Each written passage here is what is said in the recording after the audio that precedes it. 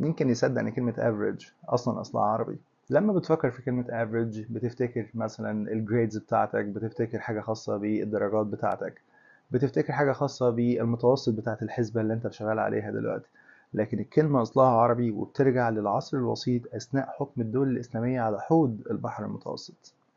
الكلمة نشأت بمعنى عورية، والعورية معناها تلفيات المنتجات اللي جاية عن طريق الشحن البحري. ومع الوقت الكلمة اتحولت عن طريق مواني البحر المتوسط من خلال التجارة مع العرب والدول الأوروبية، بالتحديد على الموانئ الفرنسية والموانئ الإيطالية. وكلمة عورية معناها تلفيات المنتجات اللي جاية عن طريق النقل البحري.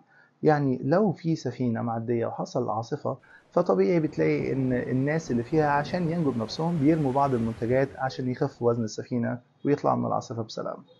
ومن هنا جات الكلمة لافاري باللغة الإيطالية أو افاري باللغة الفرنسية بنفس السبيلنج، ووصلت منها بنفس المعنى بالظبط إلى اللغة الإنجليزية بمعنى average. فالكلمة جت من عورية لافري أو افاري ووصلت لافريج، وألحق معاها كلمة loss بقت average loss ومعناها متوسط التلفيات. ومع الوقت كلمة loss تم إسقاطها مرة أخرى وبقت كلمة average وبالمعنى اللي احنا عارفينه دلوقتي متوسط. شيء عجيب جدا ان كلمة لفت من العربي للفرنساوي والايطالي للانجليزي عشان نستخدمها دلوقتي.